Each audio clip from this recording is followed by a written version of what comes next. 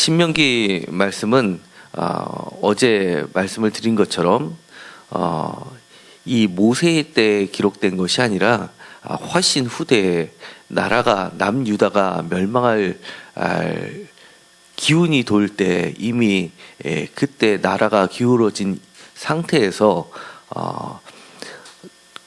창고에서 하나님의 성전 창고에서 발견이 된 두루마리 성경책을 발견하고 나서 이것을 새롭게 쓴 하나님의 명령이라고 말씀을 드렸습니다.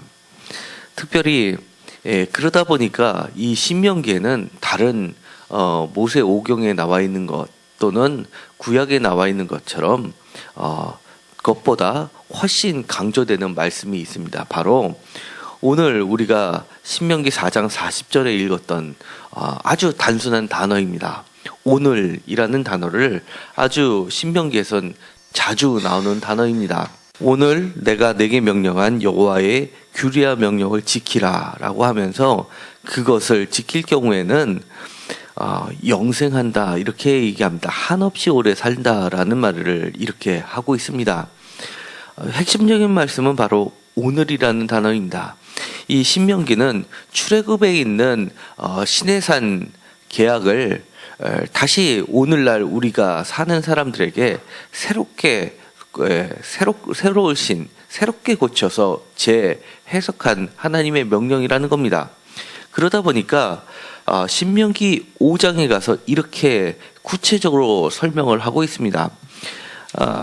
먼저 신명기 4장 44절에 보면 이렇게 되어 있습니다. 모세가 이스라엘 자손에게 선포한 율법은 이러하니라 라고 하면서 모세가 이스라엘 사람에게 선포한 것을 신명기에서 크게 3번 나온다고 말씀하였습니다. 그래서 이 4장 44절부터가 두 번째 큰 모세의 가르침으로 시작되는 단락이고 5장 1절부터는 그것을 구체적으로 설명하기 시작합니다. 그러면서 5장 7절부터는 출애굽기에 있는 십계명을 다시 한번 제일 먼저 설명을 하고 있는 겁니다. 그러니까 그 출애굽기에 나와 있는 십계명을 신명기 때, 그러니까 요시야 왕 주전 7세기 때에도 하나님의 모든 계명을 요약한 것이 십계명이라는 것을 맨 처음에 알려주고 있습니다.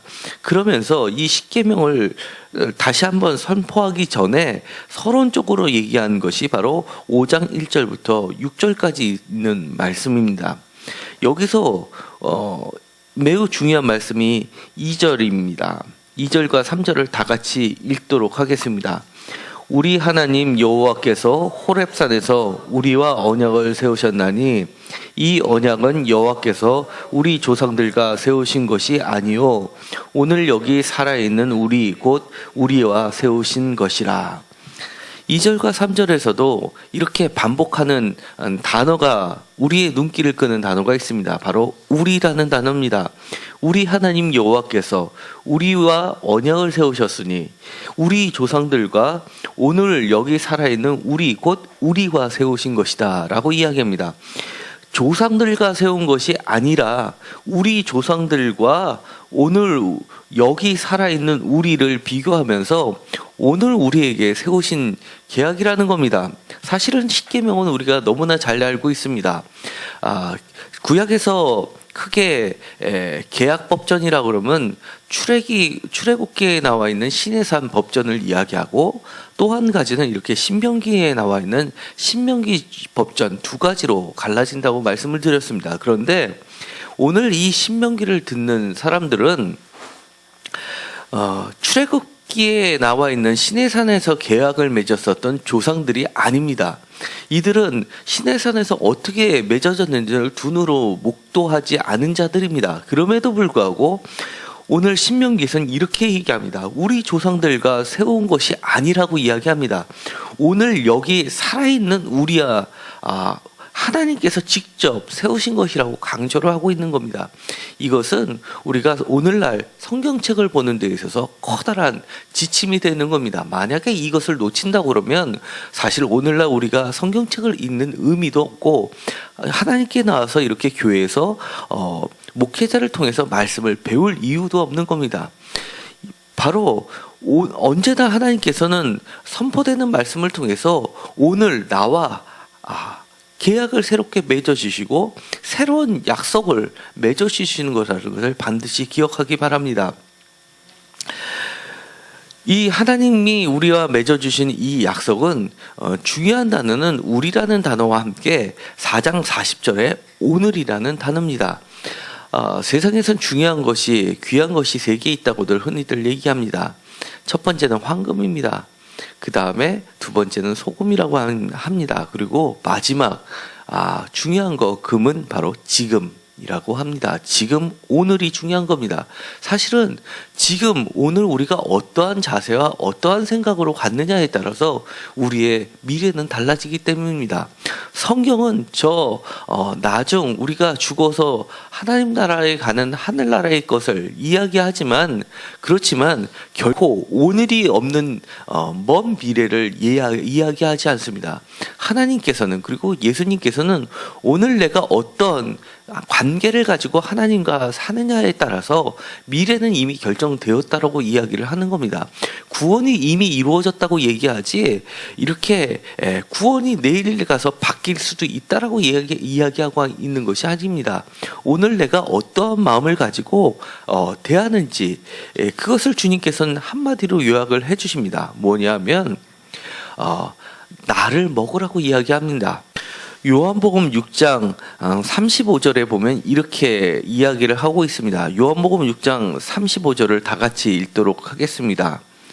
예수께서 이르시되 나는 생명의 떡이니 내게 오는 자는 결코 줄이지 아니할 터이요 나를 믿는 자는 영원히 목마르지 아니하리라. 이렇게 이야기하면서 이것이 33절에 보면 하늘로부터 내려오는 세상에 생명을 주려는 생명의 떡이다라는 것을 이야기하고 있습니다. 그러면서 40절에 보면 내 아버지의 뜻은 아들을 보고 믿는 자마다 영생을 얻는 것이다라고 선언을 해주시고 계시는 겁니다. 그러면서 마지막 날에 내가 이를 다시 살리리라라고 하는 예표로서 먼저 보여주신 것이 예수님의 부활 사건입니다. 그러니까 예수님만 부활하는 것이 아니라 우리도 부활한다는 것을 오늘 우리에게 새롭게 계약을 맺어주시는 것입니다.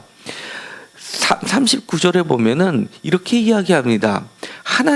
나를 보내신 하나님의 뜻은 내게 주신 자 중에 내가 하나도 잃어버리지 아니하고 마지막 날에 다시 살리는 이것이다라고 하면서 도장을 찍어주시는 겁니다. 그러니까 우리들 결코 잃어버리시지 않으시겠다라고 이야기를 해주시는데 그 잃어버리지 않겠다라고 그리고 내게 주신 자라고 하는 그 방법은 구체적으로 사실은 예수님께서 지시를 해주시고 있는 것입니다. 그것이 바로 요한복음 5장 39절입니다. 요한복음 5장 39절에 이렇게 이야기합니다. 너희가 성경에서 영생을 얻는 줄 생각하고 성경을 연구하였거니와 라고 이야기합니다. 성경 안에 영생이 있다고 합니다. 왜 그럴까요? 성경에는 분명히 영생이 있습니다. 그래서 예수님이 살던 시대에서도 많은 사람들이 성경을 연구를 해왔습니다. 대표적인 것이 예수님의 대적자라고 하는 바리새인들이 가장 열심을 내서 성경을 연구해 오고 있었습니다. 왜냐하면 오늘도 우리가 읽었던 것처럼 신명기에 보면 영원히 한없이 오래 살는 방법에 대해서 구체적으로 하나님의 여호와의 규례와 명령을 지키는 것이었습니다. 그리고 이것이 신명기 전체를 함축하는 말이 신명기 6장 4절에 쉐마 이스라엘이라는 부분에 있습니다. 이스라엘아 들으라 하면서 나와 있는 것이 8절에 보면 7절과 8절에 6절, 7절, 8절에 보면 이 말씀을 너는 마음에 새기고 그다음에 부지런히 가르치고 심지어는 길을 갈 때든지 일어날 때든지 누워 있을 때든지 집에 앉아 있을 때든지 언제나 강론하며 손목에도 메고 미간에도 붙이면서 이렇게 하라는 겁니다. 그런 것을 실천했던 자들이 바로 바리새인들이었습니다.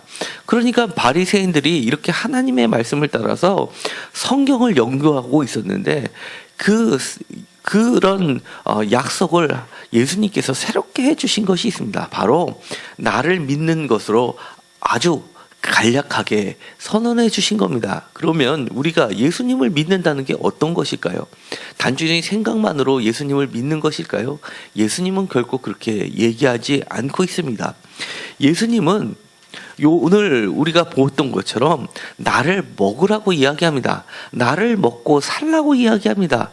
예수님의 말씀을 먹고 예수님처럼 그렇게 살아가라고 이야기하는 겁니다. 우리가 밥을 먹을 때 맛만 보나요? 사실은 밥을 먹는 가장 큰 이유가 맛보라고 먹는 게 아니라 미식가로서 있는 것이 아니라 사실은 우리가 살기 위해서 먹는 겁니다.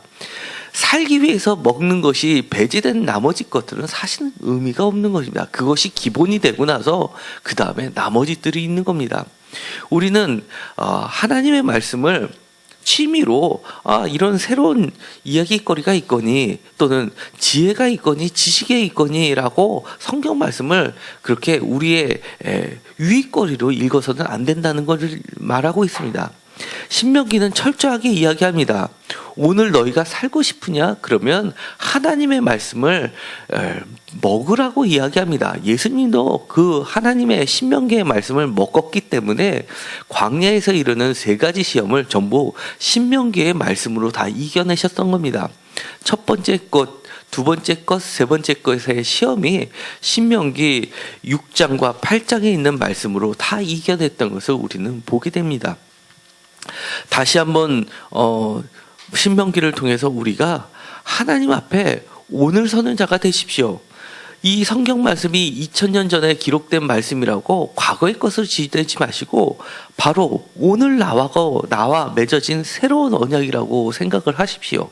그리고 그 말씀대로 맛만 보지 마시고 정말 먹고 내 삶으로 사는 밥으로 생각하시면서 이 말씀을 듣기 바랍니다. 그것을 실천한 자는 바로 다윗이었습니다. 다윗은 시편 1편에 이렇게 이야기합니다. 주야로 묵상하는 것으로 표현하고 있습니다. 그렇기 때문에 우리가 하나님의 말씀을 날마다 들으려고 애쓰는 겁니다. 그리고 또 입으로 중얼거리십시오. 중얼거리면서 읊조리십시오. 때로는 암기까지 하십시오. 좋은 말씀을 토시 하나라도 틀릴까 걱정하지 마시고 중요한 내용을 마음판에 새기도록 하십시오. 그것이 바로 우리가 하나님의 말씀을 살기 위해서 먼저 해야 할 일입니다. 그 다음에 우리가 조그만 실수가 있어서 사실은 그 말씀대로 지키지 못하고 살지 못할 때라도 다시금 그 말씀이 생각나면 하나님께 예수님께 잘못했다고 구하고 다시 한번 살 수 있도록 우리에게 힘과 용기를 달라고 성령님께서 인도해 달라고 기도하시면 됩니다. 그것에 대해서 하나님은 책망하지 않습니다. 우리가 말씀을 먹으려고 조차 하지 않는 것, 그것을 하나님께서 목이 곧은 백성이라고 꾸짖으시는 것입니다. 오늘 말씀은 중요한 이야기입니다. 매우 단순하지만 우리 조상들에게 했던 것이 아니고 우리 하나님께서 우리와 언약을 세우셨다는 겁니다. 그리고 우리는 여기 오늘 살아있는 자들인데 오늘 우리와 세우신 것이라고 그렇게 다시 한번 강조하시는 하나님을 기억하시고 하나님의 말씀을 생명의 떡으로 믿고 먹고 사는 우리들이 되기를 간절히 소망합니다. 기도하고 마치기로 하겠습니다. 하나님 감사합니다. 오늘 우리가 성경 말씀을 대할 때 어떻게 대하는 것인지를 하나님께서 분명히 말씀해 주셨습니다. 이미 신명기가 기록될 당시는 모세가 죽은 지 많은 시간이 지난 뒤였습니다. 그런데 이미 그 시대는 하나님이 말씀하셨다라고 하면 믿지 않는 세대가 되었고 오히려 모세가 말씀하셨다라고 하면 믿는 세대가 되었습니다. 그러나 지금 하나님께서는 우리에게 다시 한번 말씀해 주십니다. 너희 조상들하고 맺었던 것이 아니라 오늘 살아있는 너와 다시 맺는 계약이다라고 말씀해 주십니다. 오늘 우리가 하나님의 말씀을 먹고 사는 존재들이 되게 하시고 예수님처럼 예수님의 삶 그대로를 먹고 사는 따라하는 자들이 돼서 영생을 누리는 자들이 되게 하여 주시옵소서. 예수님의 이름으로 기도드렸습니다. 아멘.